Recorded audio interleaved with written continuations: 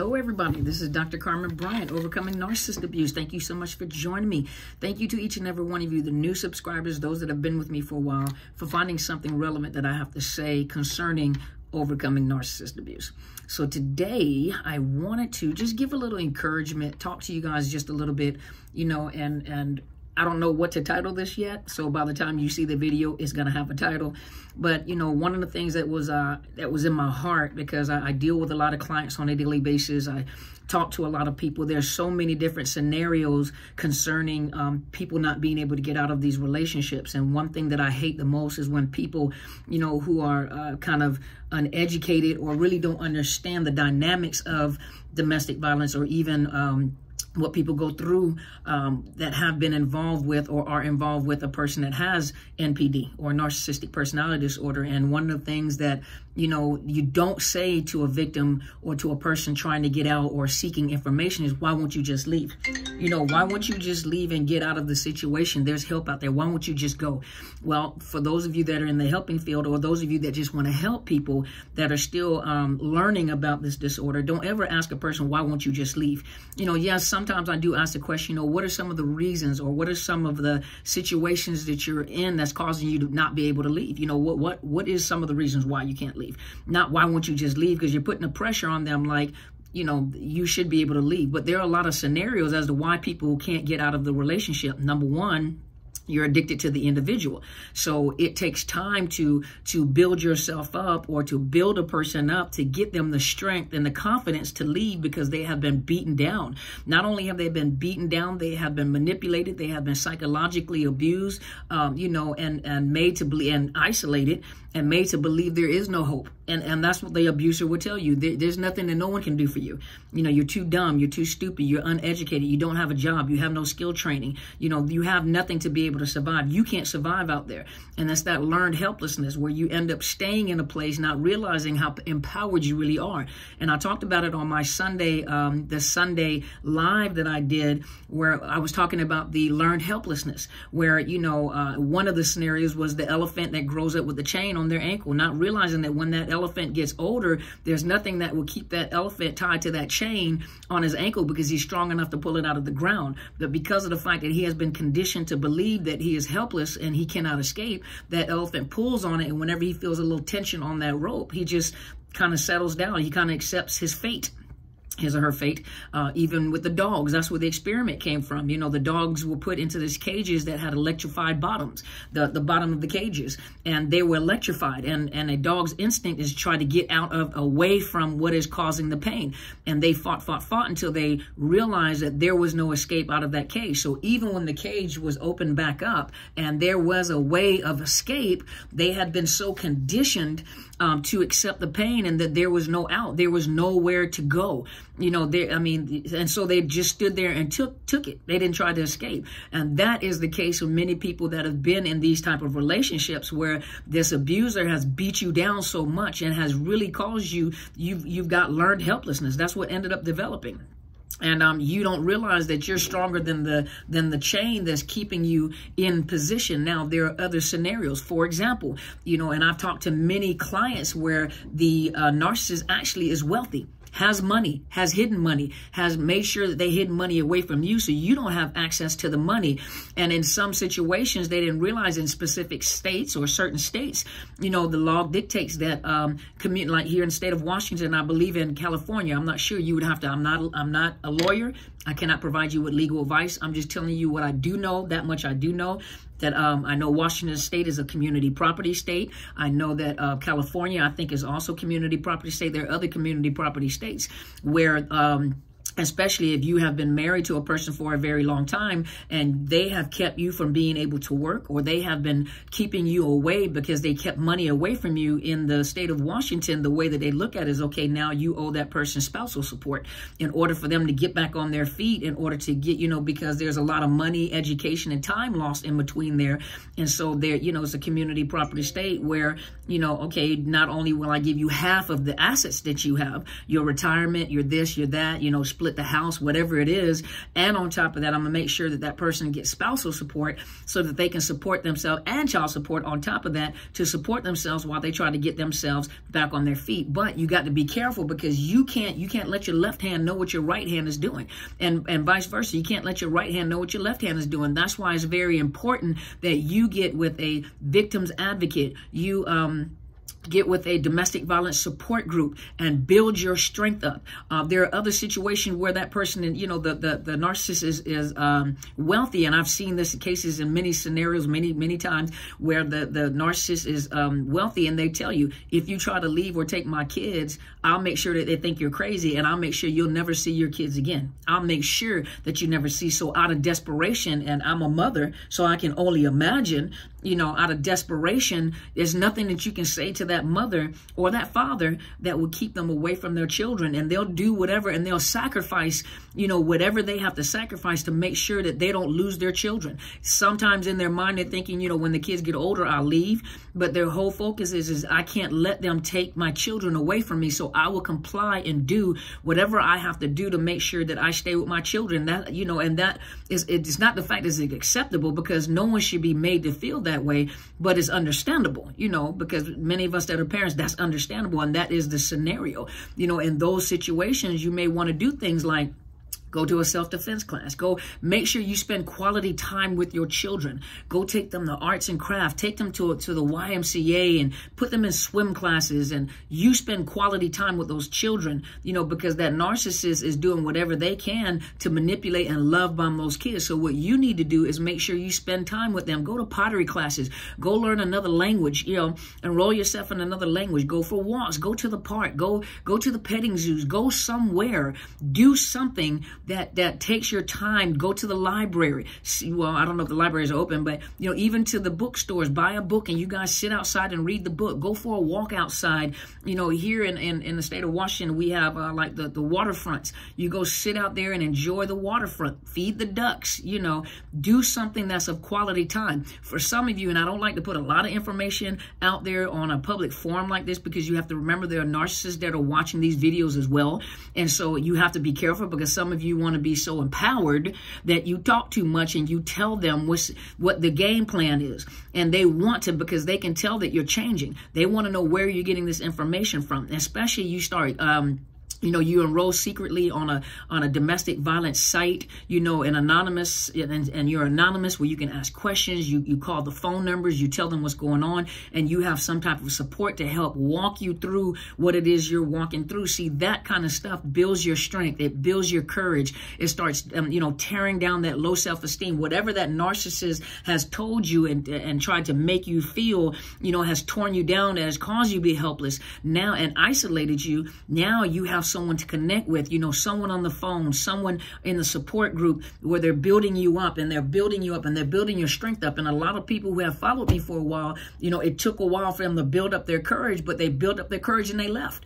And it was the hardest thing they ever had to do, but they had to take it. Is not something that happens just all of a sudden. And remember, like I said, you can't just jump up and go without some type of organization or some type of assistance, because that narcissist, that the courtroom is their playground, and they love to make you feel crazy, and they always invoke you to make you fight back, to make you look crazy. This person is crazy, and so you can't just jump up and leave, because in most states, that other parent has legal rights to the child, and if you jump up and leave with your child, they can get you for kidnapping. So you have to use the organizations.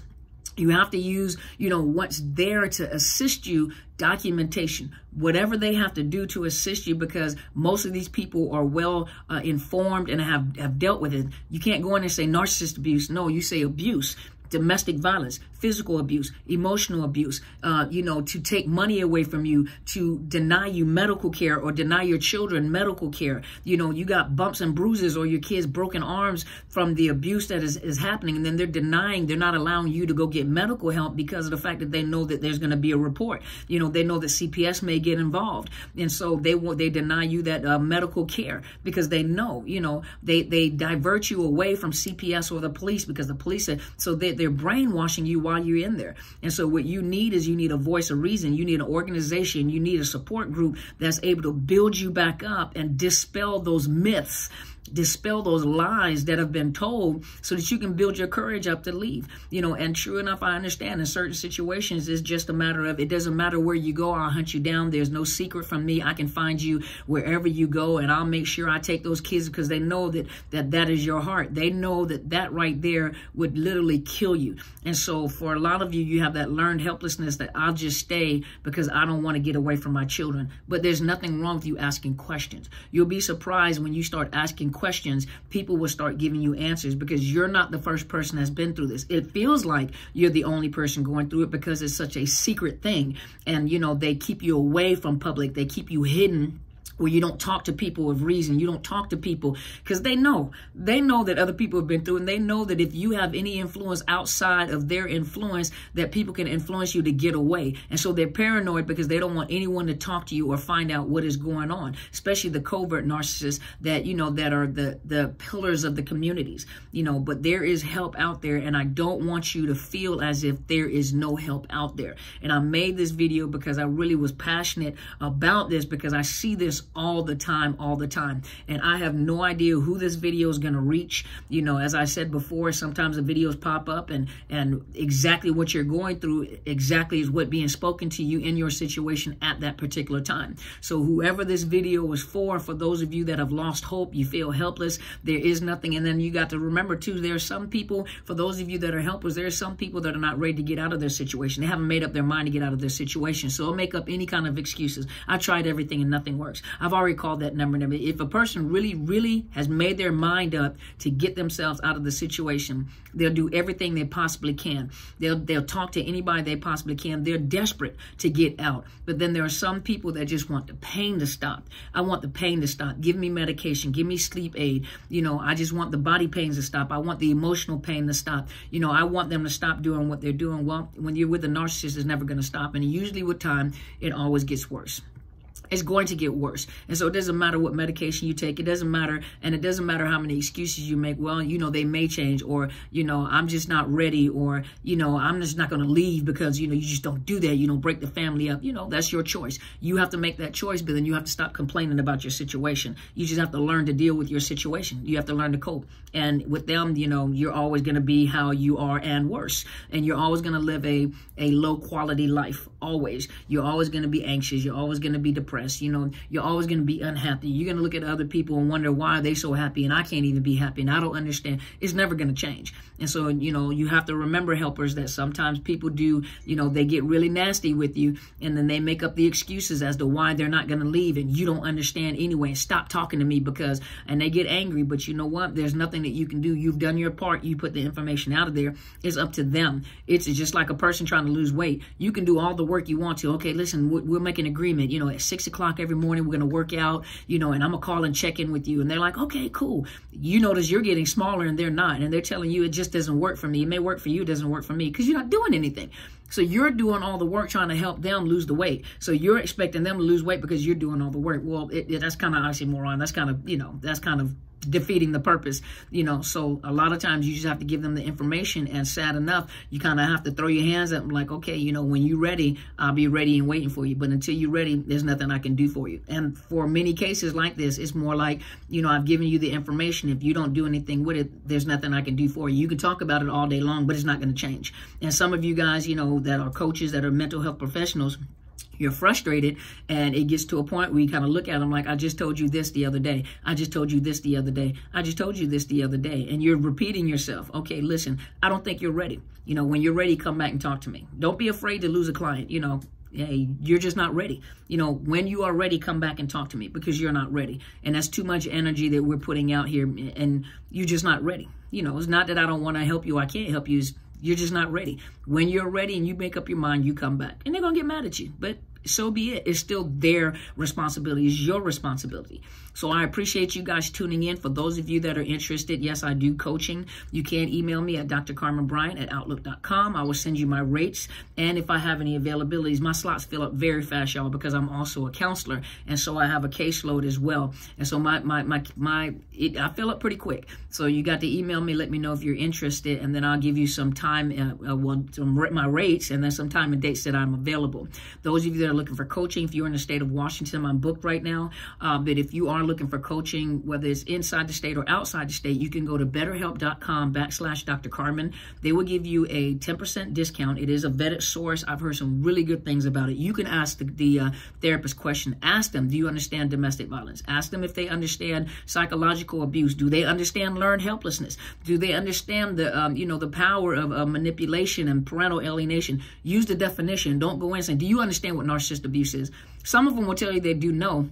But then what you have to do, you have to give them the definition. Some of them you have to give the definition. I was one of those therapists at one point in time. I knew the definitions. If you asked me, I was like, yeah, I understand that, But if you were like, do you understand narcissist abuse? In my mind, I would have been like, well, I know what narcissistic personality disorder is, but I never put the two together to understand how a person with narcissistic personality disorder thinks and operates, or how they abuse. And when I put the two together, that made me more knowledgeable about what I'm talking about. And so a lot of the therapists know if you give them the definition. They may have not put the two together yet, or they may be just on the verge of, now I'm starting to understand. So in BetterHelp.com, they have articles that they post about narcissism. There are people that write articles. They write information in there where you can study it yourself. And, you can connect and look, do you understand this? Do you understand that? Ask, you can ask them. But if they say, well, I'm not really too or sometimes they blow it off. That's that pop psychology. It's a word that's floating around. No, what I need to know is, do you know this? And so you can get the feel for a person. But remember, it's BetterHelp.com/Dr. Carmen. You get a 10% discount. If you're having financial difficulties, let them know, and they may be able to provide you with a grant. But you need to get connected to a good counselor that understands this kind of stuff. And these counselors are within your states. It's nationwide. They're in Canada as well. And you can vet the resources. You can vet the counselors. It's an excellent program. I also have a book called Unmasking: The Illusion of Perfection. It's on Amazon and Barnes & Nobles, and you can order Kindle, ebook, or you can get the hardback, you get the softback, whatever way. You guys stay tuned too, because they're working on my website right now. And while they're working on I have the web creators that are working on my website and getting my website together so that I can start posting courses. And so I do have a course coming up. I don't have a title for it yet. I think I do, but I think I don't, because there's a lot of information. So I do have a course that's coming up, and I'm going to be recording it live. And so when I'm recording it live, I'm going to invite you. It's a paid course, and so I'll give a discounted rate just for the live broadcasting. Then after that, it's regular price. And what I'll do is while I'm recording and I'm doing the class, you guys are welcome to be a part of the live class. And then I would also do a VIP session where you can pay to come and talk to me and whatever guests I have with me at that time. So you guys stay tuned to that. I'm still working on it. Thank you guys for being patient, and thank you so much for your support. I really appreciate it. Teaching is my passion. I love counseling. I love coaching.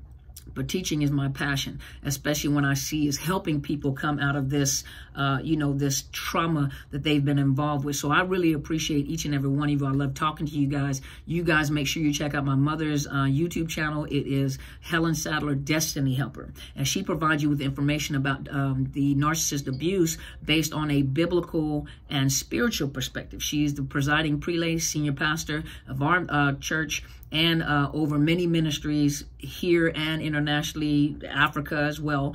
And she has a lot of leaders that are under her. And she is a excellent teacher, excellent teacher, excellent mentor. If you stick with both of us and listen to us back and forth, you're going to get some healing. For those of you that are not believers in Jesus Christ, she gives out some excellent nuggets, excellent principles, based off whatever your belief system is. Just listen to her. My big sister comes on Wednesdays, and so she has our mom on there on Wednesdays, and it is My Life is Intentional, and you'll find her on Haps, and I think on Periscope for right now. My Life is Intentional. I think she comes on at 8 o'clock Pacific Standard Time. You guys go check her out. Kathy Gibson, My Life is Intentional. Then I got my two younger sisters that come on Saturdays, and I think they come on at 7 o'clock, and is The Vibe with Asia, Simone, and Demetria. Go check them out. They're on Clubhouse, and they're on Facebook. And you can find me on YouTube, Dr. Carmen Bryant at Outlook. That's my email address. Okay, you can find me on YouTube under Dr. Carmen Bryant, Overcoming Narcissist Abuse. There you go. You can find me on Instagram, Overcoming Narcissist Abuse, Periscope, Twitter, what else? Facebook, Overcoming Narcissist Abuse, Clubhouse. I usually come on live on Clubhouse on Sundays when I come live with the rest of the broadcast. And where else am I? I am on, let me look. I am also on, and I usually don't use this for business purpose, I'm also on LinkedIn. And so when I go live Twitter, so on Twitter, I am at Dr. Carmen Bryant 1. I think that's it, Dr. Carmen Bryant 1. So when I go live, all those channels light up. So you can go anywhere and you'll see me live. So I appreciate you guys. You have a wonderful day and go be great.